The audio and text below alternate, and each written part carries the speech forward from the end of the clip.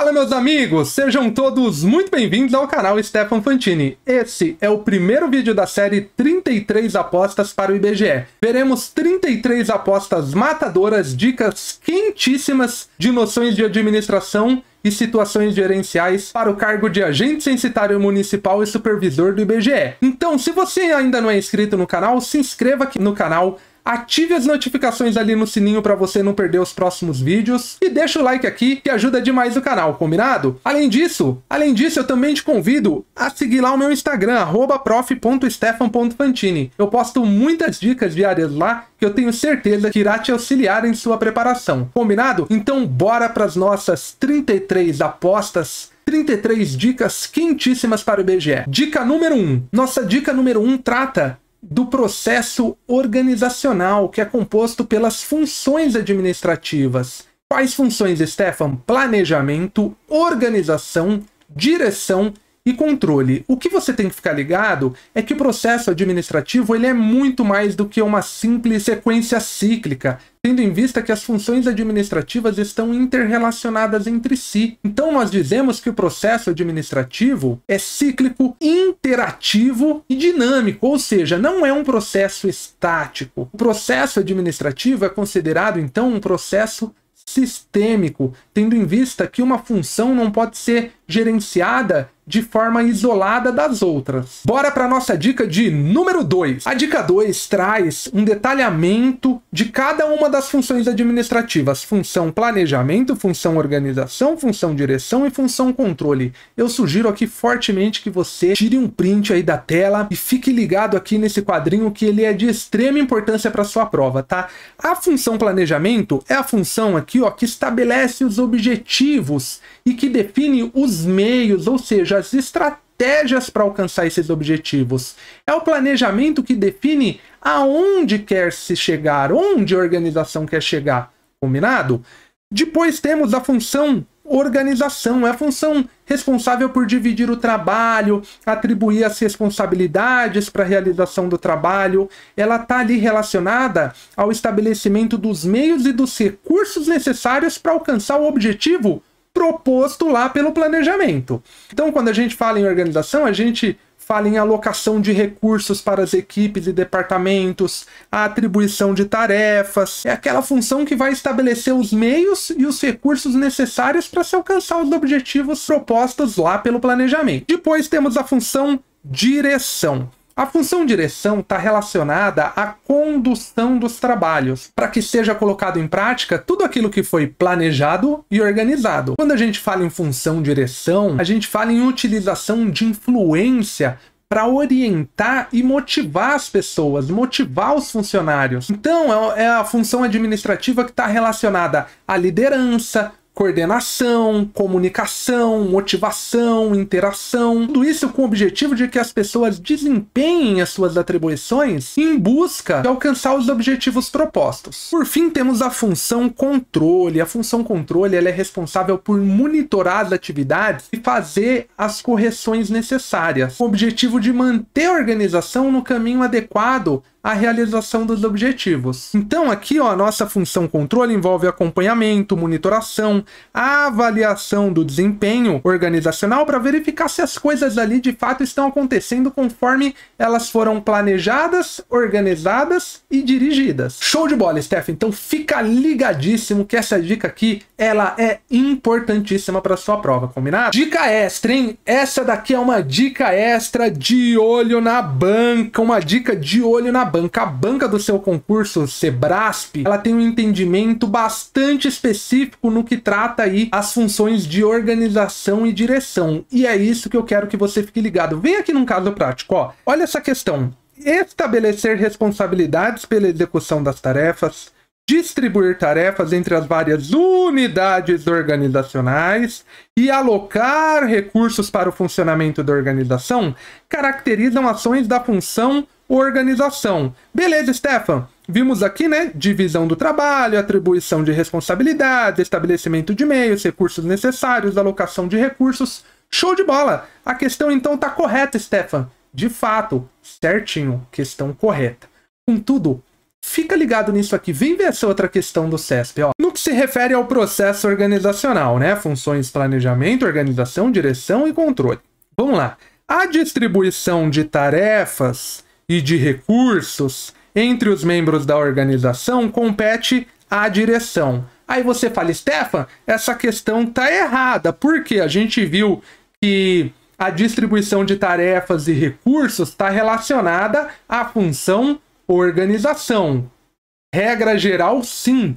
Contudo, fica ligado. Por quê? Porque para o CESP, essa questão aqui ela está correta, corretíssima.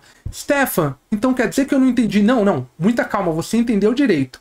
Contudo, o CESP tem um entendimento bastante específico. Veja aqui, ó. O CESP disse aqui, ó, a distribuição de tarefas e de recursos entre os membros da organização compete à função direção. Veja que ele está dizendo entre os membros da organização. Então, você tem que ficar muito ligado nas questões do CESP. Por quê?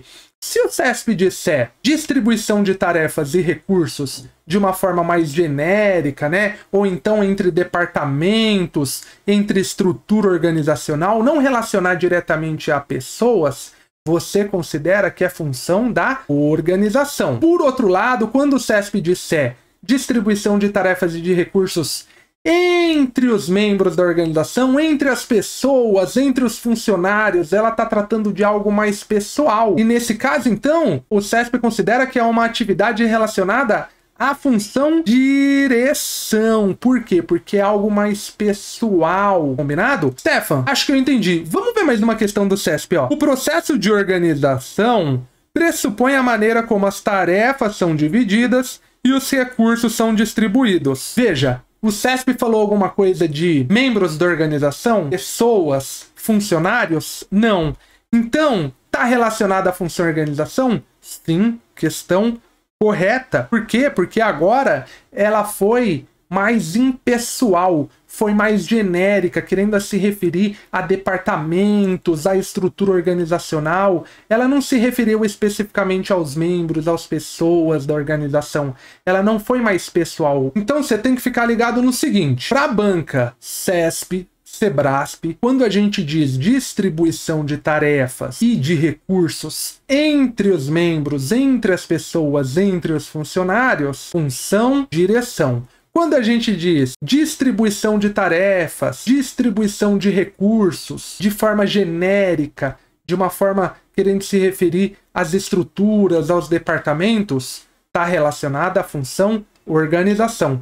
Esse é um entendimento muito específico do CESP, combinado? E você tem que ficar ligado com isso para não perder o ponto na prova. Bora para a nossa próxima dica. Dica de número 3. Nossa dica de número 3 trata aí da diferenciação entre a administração científica e a teoria clássica. Ambas essas teorias, né, administração científica e teoria clássica, fazem parte da abordagem clássica da administração. A administração científica ela foi desenvolvida pelo engenheiro americano Frederick Taylor. Já a teoria clássica ela foi fundada na França pelo engenheiro francês Henri Fayol. Então vamos ficar ligado aqui, ó. Quando a gente fala de Taylor, estamos diante da administração científica. Olha o T de Taylor e olha esse T aqui de científica. Já fica ligado que é uma boa dica para memorização.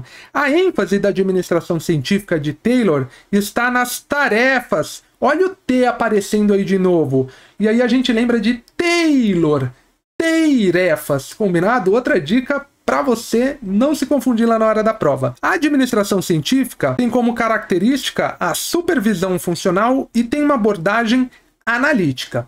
Quando a gente fala em teoria clássica de Fayol, a ênfase está na estrutura e não nas tarefas como Taylor. A ênfase aqui de Fayol está na estrutura. Lembre aí de faitrura, não tem a fratura lá, né? Lembre de faitrura, estrutura, Fayol, faitrura.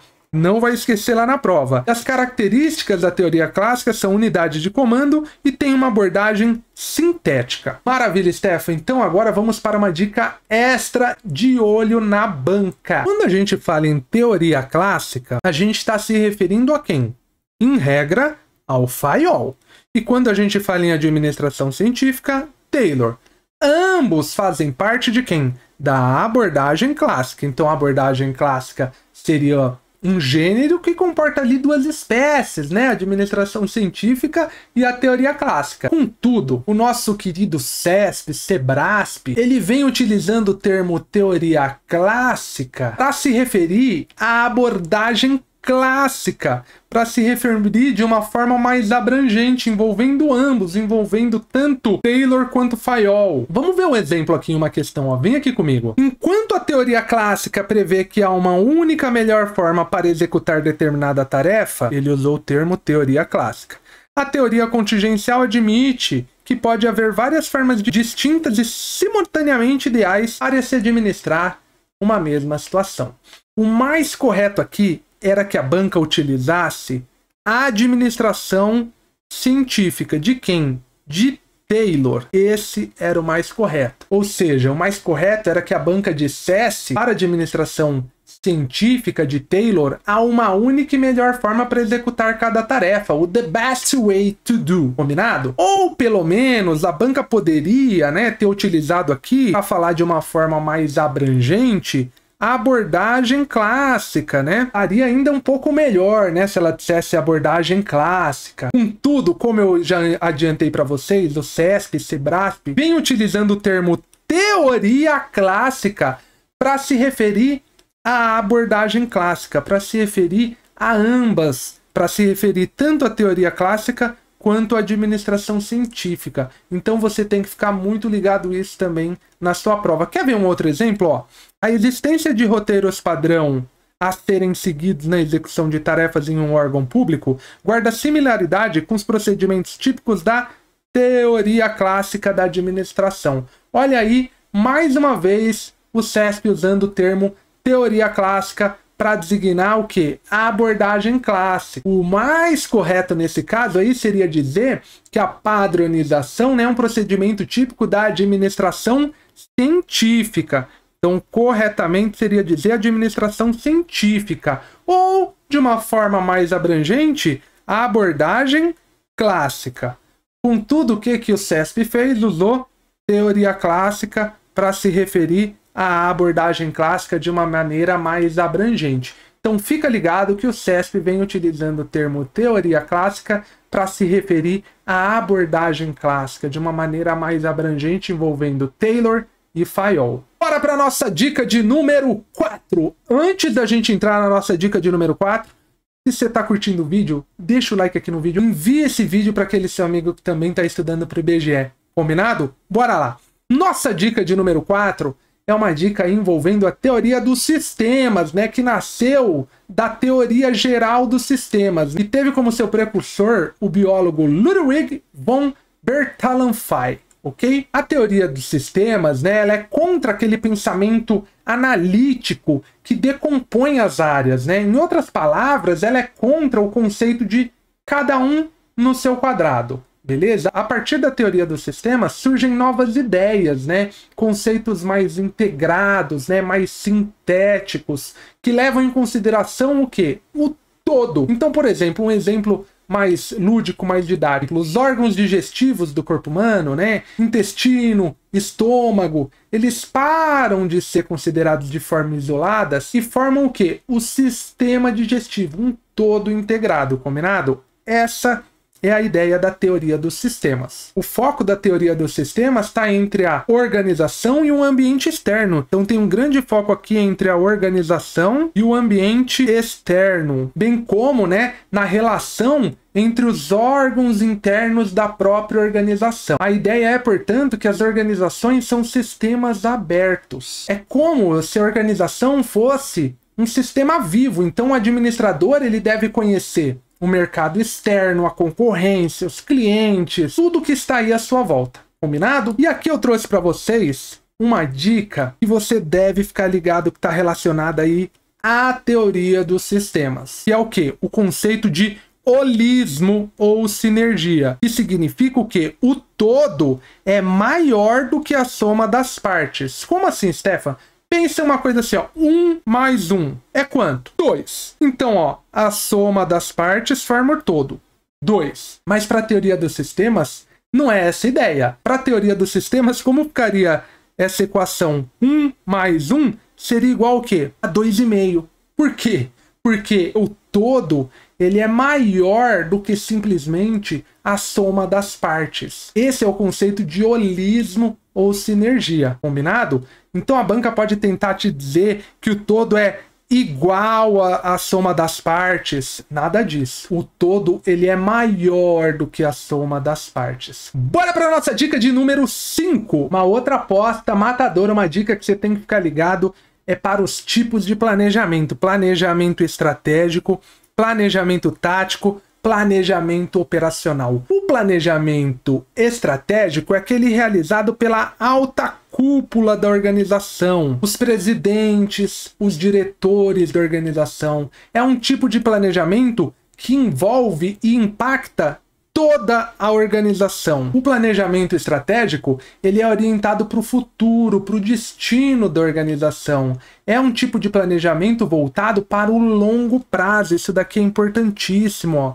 Longo prazo. É um tipo de planejamento que ele realiza um mapeamento ambiental, otimizando a relação da organização com o ambiente externo. Por ser esse, né, o único tipo de planejamento dentre os três que leva em consideração o ambiente externo, existem até alguns autores que dizem que o planejamento estratégico ele é voltado principalmente ao ambiente externo, né? Ou fortemente ao ambiente externo.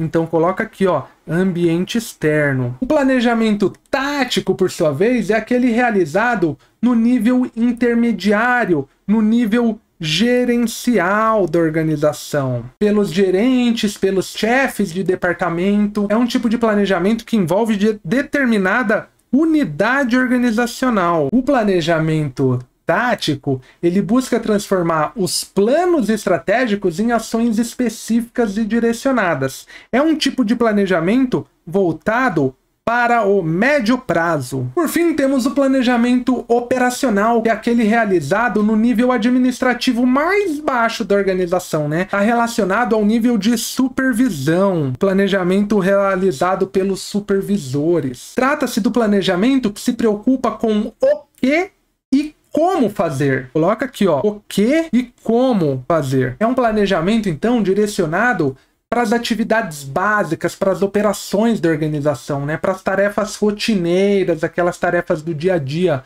O foco do planejamento operacional está na eficiência. E é um tipo de planejamento voltado para o curto prazo. Joga aqui, ó, curto prazo. Fica ligado aí com os tipos de planejamento, especialmente o planejamento estratégico, que a banca gosta demais, combinado? Bora para a próxima dica. Dica de número 6. A dica de número 6 eu trouxe aqui para vocês, ó, os conceitos de missão, visão, valores e negócio. Stefan, o que é a missão da organização? A missão organizacional. A missão é a razão de ser, a razão de existir da organização. Ela responde ao seguinte questionamento: por que a organização existe, né? Portanto, é um conceito atemporal, ou de outra forma podemos dizer que é um conceito permanente. Vou trazer um exemplo aqui da missão da Netflix, né? Todo mundo conhece a Netflix. Sabe qual que é a missão da Netflix? É permitir que o acesso aos filmes e programas de TV seja ridiculamente fácil. Essa é a missão, essa é a razão de existir. A Netflix, ela existe para permitir que o acesso aos filmes, né, e aos programas de TV seja ridiculamente fácil. Quando a gente fala em visão, a gente está pensando na visão de futuro da organização. Ela responde àquela pergunta: o que eu quero ser? O que a organização quer ser, né? São aqueles sonhos que a organização pretende algum dia que se tornem realidade. Portanto, dizemos que é algo temporário. Vamos ver aqui a visão da Netflix. É ser o melhor serviço de distribuição de entretenimento do mundo, licenciando conteúdo de entretenimento ao redor do mundo, criando mercados acessíveis para criadores de conteúdo e ajudando criadores de conteúdo a terem uma audiência global. Então, vamos pegar o comecinho ali, ó. Ser o melhor serviço de distribuição de entretenimento do mundo. Tá vendo que esse é o sonho da Netflix? Quer ser o melhor do mundo, né? quer ser ali a referência para os outros. Então é algo que ela quer alcançar aí no futuro. Steph, eu tenho muita dificuldade de distinguir os dois, então fica ligado, ó. Quando você estiver diante de uma questão que cobre aí a diferenciação entre missão e visão, você faz a seguinte pergunta, ó. É algo no tempo presente? Tá falando de algo no tempo presente? Se estiver ali no tempo presente, a gente está diante da missão, né? Por quê? Porque é a razão de ser da organização. Ou seja, podemos dizer que a organização ela já é aquilo. Por outro lado, se for algo ali que estiver mais no tempo futuro, né? A gente estará diante aí da visão. Por quê? Porque a visão é o que a organização quer ser, ou seja, o que a organização deseja ser no futuro, né? Como ela se vê ali no futuro. Então essa é uma dica que pode te ajudar demais lá na hora da prova, combinado? Bora ver aí agora o conceito de valores. Os valores, eles são o conjunto de princípios básicos e de crenças que norteiam o comportamento da organização. Eles são a base para a tomada de decisão dentro da organização. São os valores também que indicam como os membros devem se comportar dentro da organização. Vamos trazer aqui como exemplo os valores da Netflix. Os valores da Netflix são produtividade, criatividade, inteligência, honestidade, comunicação, paixão, altruísmo, confiança. Então veja que são princípios básicos, né? São crenças, são a base para a tomada de decisão dentro lá da Netflix. Por fim, temos o negócio. O que é o negócio da organização? O negócio é o que representa o ramo de atividades da organização. São aquelas atividades principais que a organização desempenha em um determinado momento específico. Aqui, ó, ele responde a seguinte pergunta, ó, o que a organização faz? O que a organização faz? Qual que é o ramo de atividades da organização? Qual que é o ramo em que a organização atua? Então está relacionado às principais atividades da organização em determinado momento específico. Bom demais, então vamos agora para uma dica extra. Dica extra de olho na banca. Vem cá, ó. Olha essa questão aqui do CESP, ó. O estabelecimento da visão e da missão ocorre no planejamento estratégico. Na missão estão descritos o propósito e os valores da organização, seu escopo de atuação e o público que ela pretende atender. O CESP, Sebrasp, considerou essa assertiva correta. Então veja, o CESP adotou aqui nessa questão um conceito mais abrangente de missão. De acordo com essa questão do CESP, a gente pode ver que além da razão de ser da organização, a missão está abrangendo o quê? Está abrangendo os valores da organização, está abrangendo o negócio aqui, ó, o escopo de atuação da organização e, além disso, o público-alvo, né? Então é um conceito abrangente de missão que o CESP adotou, que envolve, além da razão de ser, está envolvendo os valores, está envolvendo o negócio, que é o escopo de atuação, e o público-alvo aí que a organização pretende atender. Então fica ligado nesse conceito mais abrangente que o CESP adotou de missão, combinado? Bora para a próxima dica. Dica número 7. Nossa dica de número 7 trata da análise SWOT ou matriz SWOT. A análise SWOT é uma ferramenta utilizada na etapa do diagnóstico organizacional. Ela é usada basicamente para buscar entender a posição atual da organização. Ela consiste basicamente na análise do ambiente interno da organização, ou seja, as forças e as fraquezas, e a análise do ambiente externo, que consistem nas oportunidades e ameaças. Então, na análise do ambiente interno, a organização ela vai buscar entender quais são as suas forças, quais são os seus pontos fortes e também quais são os seus pontos fracos, né? Suas fraquezas, aqueles pontos que a organização deve melhorar. Em outras palavras, a gente pode dizer que a organização ela busca entender ela mesma. Na análise externa, na análise do ambiente externo, a organização ela busca entender as oportunidades que estão no ambiente, bem como as ameaças, né, os desafios que ela vai encontrar ali no ambiente externo, no ambiente que ela está inserida. Nós dizemos que os aspectos do ambiente interno, as forças e as fraquezas, são controláveis. Por que são controláveis, Stefan? Pensa, por exemplo, na mão de obra. Uma mão de obra desqualificada, uma fraqueza da organização, né? O pessoal não tem uma mão de obra muito boa. A organização pode controlar isso? Pode. O que ela pode fazer com isso? Ela pode trazer um treinamento para o pessoal para qualificar melhor a mão de obra e isso se tornar uma força. Então a organização ela pode controlar as suas forças e as suas fraquezas. Por outro lado, as variáveis do ambiente externo, as oportunidades e ameaças, são aspectos não controláveis. Quando eu digo não controlável, eu quero dizer que a organização não pode controlar esses aspectos. Por exemplo, uma alteração na carga tributária, aumentou o imposto do ramo que a organização atua. Por exemplo, a organização trabalha com frota de caminhão, e aí o imposto sobre o combustível dobrou. A organização ela pode controlar isso? Não, é um aspecto que a organização não pode controlar. Então essa ameaça, esse desafio que a organização vai enfrentar do imposto mais alto, ela não pode controlar. Da mesma forma, se o imposto diminui drasticamente, é uma oportunidade, né, que a organização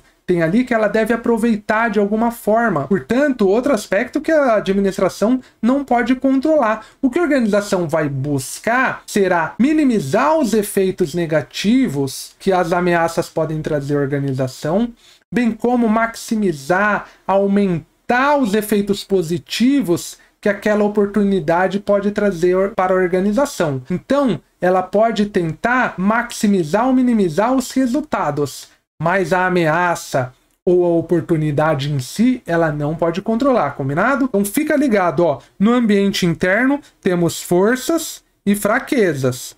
Força é um aspecto positivo, fraqueza é um aspecto negativo. E no ambiente externo temos oportunidades e ameaças. Oportunidade é um aspecto positivo, ameaça é um aspecto negativo. As variáveis do ambiente interno são aspectos controláveis e do ambiente externo são aspectos não controláveis. Bora para a próxima dica? Dica de número 8. O BSC, Balanced Scorecard. O que é o BSC, Stefan? O BSC, ele traduz a missão, a visão e a estratégia organizacional através de um mapa estratégico composto por objetivos estratégicos que estão distribuídos em 4 diferentes perspectivas. Perspectiva financeira, perspectiva do cliente, perspectiva processos internos e perspectiva do aprendizado e crescimento. Essas 4 perspectivas, elas estão interrelacionadas por uma relação de causa e efeito. Além disso, o BSC associa os objetivos estratégicos da organização a indicadores, metas e planos de ação.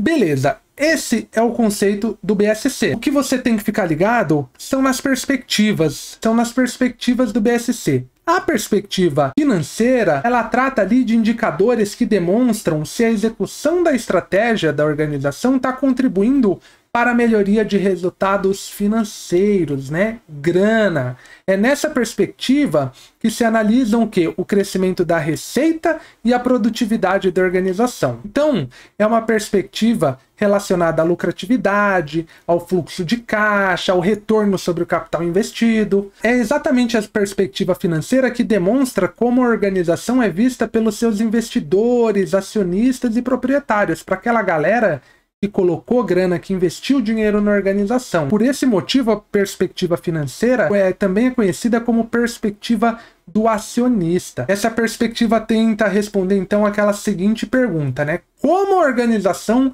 atende aos interesses do acionista? Temos também a perspectiva do cliente. Essa perspectiva do cliente, ela busca identificar os segmentos, tanto de cliente como de mercados nos quais a organização pretende atuar. Além disso, a perspectiva do cliente indica as medidas de desempenho que serão utilizadas nesses segmentos, né? Seja de clientes ou de mercado. Então, os indicadores, eles têm por objetivo demonstrar, né, como a organização ela é vista pelo cliente. Indicadores podemos usar, por exemplo, indicador de captação do cliente, eu trouxe o cliente, indicador de retenção de cliente, para indicar se o cliente continua na organização depois que você trouxe ele para cá.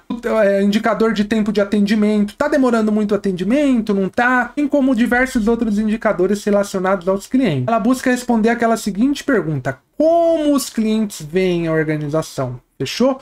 como a organização é vista pelo cliente. Nossa outra perspectiva aqui do BSC é a perspectiva de processos internos, né? Os processos internos são os processos críticos para o sucesso da organização. Então, essa perspectiva busca identificar os processos críticos nos quais a organização deve focar para alcançar a sua excelência, bem como o sucesso. São chamados aí fatores críticos para o sucesso. Então, essa perspectiva tem como objetivo melhorar os processos que já existem na organização e também criar novos processos que possam ajudar a organização a alcançar o sucesso. Ela busca responder aquela pergunta: em quais processos a organização deve ser realmente boa e eficiente? Fechou?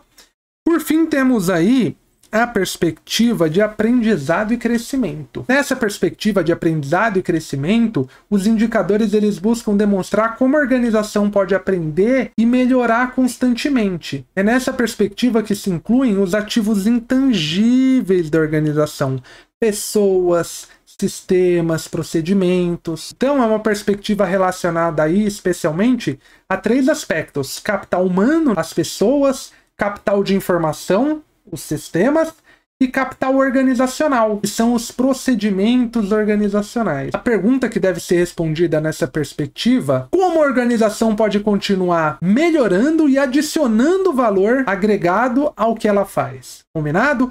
Então fiquem ligados aí nas perspectivas do BSC. Bora para a próxima dica. Dica de número 9. Para você não perder os próximos vídeos dessa série 33 apostas para o IBGE, se inscreva aqui no canal, ative o sininho para você ser notificado assim que eu postar o vídeo e também me siga lá no Instagram, @prof.stefan.fantini. Combinado? Um grande abraço e até o próximo!